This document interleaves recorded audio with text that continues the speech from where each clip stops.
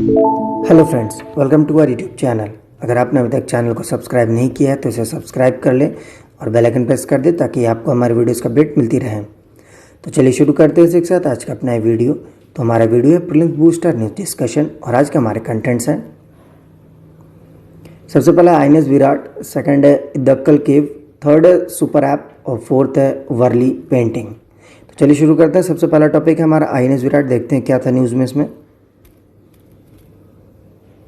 Decommissioned aircraft carrier INS Virat is set to be scrapped at a shipbreaking yard at Alang in Gujarat soon।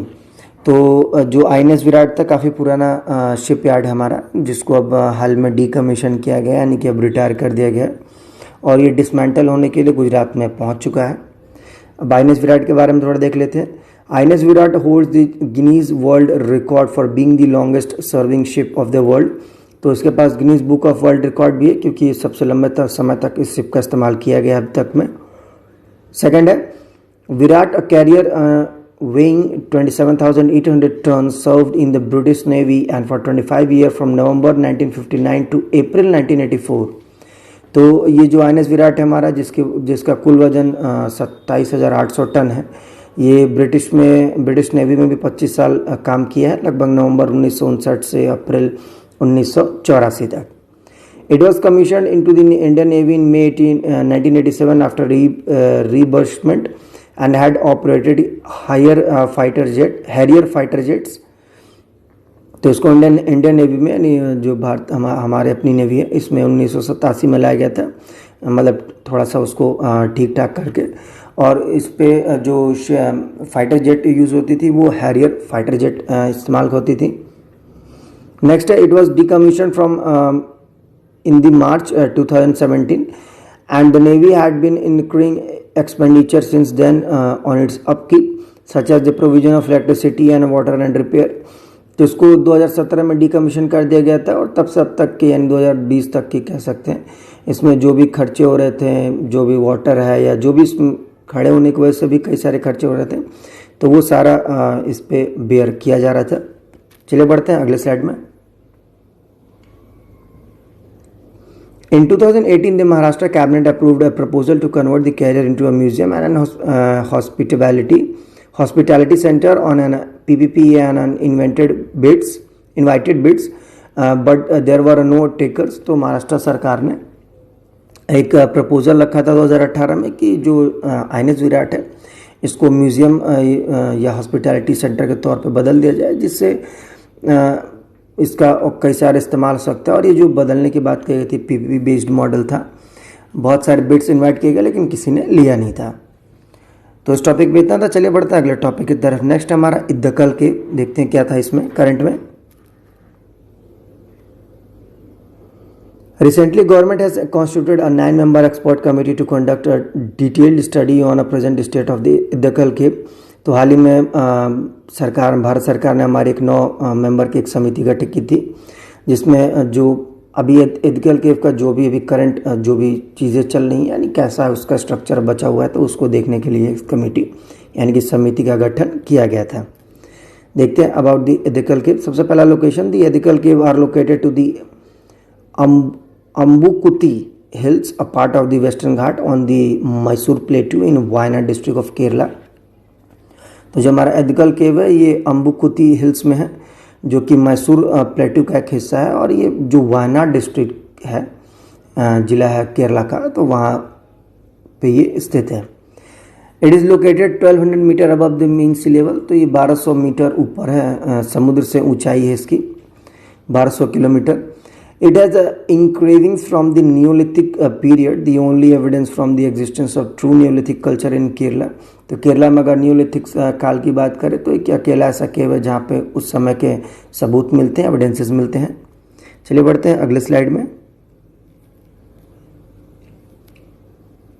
Some of the carvings in the caves date back to 6000 BC, और इनमें से कुछ carvings, कुछ ऐसे कलाकृति हैं जो कि लगभग 6000 BC के टाइम की हैं। The neolithic petroglyphs on the cave walls still await protection from illegal construction, mining and urbanisation. तो जो भी समय की उस पर पिक्टोग्राफी हैं तो वो चूँकि वहाँ इलीगल माइनिंग और कंस्ट्रक्शंस हो रही है तो उसकी वजह से वो ख़राब हो रही हैं, तो अभी भी उनको संरक्षण करने की ज़रूरत है। Authorities had been looking to get the cave labeled as a UNESCO World Heritage Site to help conserve the site. और जो वहाँ की अथॉरिटी है वो अभी भी इस उम्मीद में आश में है कि इनको एक वर्ल्ड हेरिटेज साइट का एक दर्जा मिल जाएगा यूनेस्को द्वारा, सो दैट उसको आराम से उसका संरक्षण उसको बचाया जा सके। तो इस टॉपिक में इतना, चलिए बढ़ते हैं अगले टॉपिक की तरफ। नेक्स्ट हमारा super app. Tata Group is planning to launch an all-in-one super app by the end of this year or early next year. तो टाटा जो हमारी इंडस्ट्री है वो कोशिश कर रही है एक all in one super app बनाने की, वो इस साल हो या अगले साल तक ये बना लेगी। About this super app, what is it? A super app is a platform developed by a company offering various services under one umbrella. तो एक ऐसा प्लेटफॉर्म होगा जिसमें कई सारे सर्विसेज आपको एक ही छत के नीचे मिलेंगी। फॉर एग्जाम्पल चाइनाज WeChat है, which started out a messaging app expanded into payment, cabs, shopping, food ordering, cab services to become a super app. तो जैसे कि चाइना का WeChat ऐप था जो कि शुरू हुआ मैसेज ऐप से, लेकिन बाद में पेमेंट ऑप्शन देने लगे, फिर कैब, शॉपिंग, फूड कवरिंग, तो सब कुछ आने लगा। तो कुछ इसी तरह से टाटा भी कोशिश कर रही है। A physical world comparison of a super app would be a mall which allows retail space to various brand and a shop across the business and verticals. तो एक तरीके से कह सकते हैं कि डिजिटल मॉल है जहाँ पे आपको हर तरह की चीज़ें वो आपकी दिनचर्या से जुड़ी जो भी चीज़ें हैं वो आपको एक ही जगह मिलेगी। चलिए बढ़ते हैं अगले स्लाइड में। हु मेक सुपर ऐप, कौन बनाएगा? तो typically companies that have a sleeve of services and products to offer tend to consolidate these offering into a super app. तो यानी वो कंपनी बनाएगी इसके पास बहुत सारे सर्विसेज अवेलेबल हो, बहुत सारे प्रोडक्ट को सेल करते हो, ताकि वो अपनी सारी चीज़ों को इन सुपर ऐप पे बेच सके। तो इस टॉपिक में था, तो चलिए बढ़ते हैं अगले और आखिरी टॉपिक की तरफ। नेक्स्ट हमारा वर्ली पेंटिंग।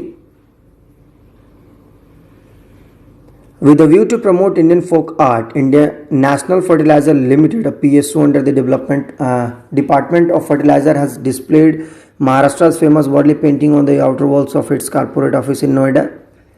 तो जो हमारा इंडियन फोक आर्ट है उसको प्रमोट करने के लिए जो नेशनल फर्टिलाइजर लिमिटेड कंपनी है, तो उसने अपने जो उसके नोएडा में ऑफिस है उसके बाहर उसने वर्ली पेंटिंग, जो कि महाराष्ट्र की सबसे सुप्रसिद्ध पेंटिंग है, उसको बनाया है।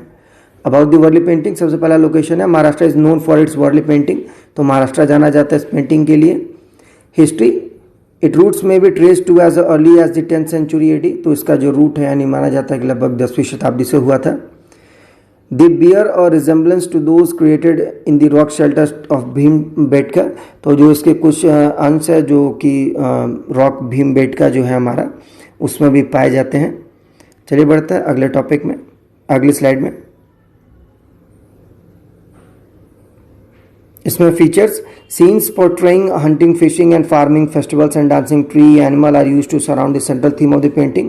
तो सारी चीज़ें हैं जो इस पेंटिंग की मेन थीम थी, यानी जो पेंटिंग है वो इन्हीं सारी चीज़ों से जुड़ी हुई थी। Women are mainly engage in creation of this painting, और इसमें महिलाएं काफ़ी जुड़ी हुई थी, मतलब पेंटिंग बनाने में। पुरुषों का जो एक इस पेंटिंग से था वो कनेक्शन कम था। A very basic graphic vocabulary like a circle, triangle and a square are used in this rudimentary wall painting। तो बेसिक जो ग्राफिक वोकेबलरी होती है जैसे सर्कल हुआ, गोला हुआ, ट्रायंगल हुआ, तो ये स्क्वायर, तो ये सारी चीज़ें इस पेंटिंग में इस्तेमाल की जाती हैं। Next material used, a mixture of a rice paste, gum, water is used as a paint by the Warlis. A bamboo stick is used as the brush. तो बहुत बेसिक सा मटेरियल इस्तेमाल होता है, जैसे चावल का पेस्ट बना के, गम हो, वाटर हो, तो सारी चीज़ें इस्तेमाल होती हैं। और जो ब्रश के तौर पे है वो बैम्बू यानी बांस का इस्तेमाल किया जाता है।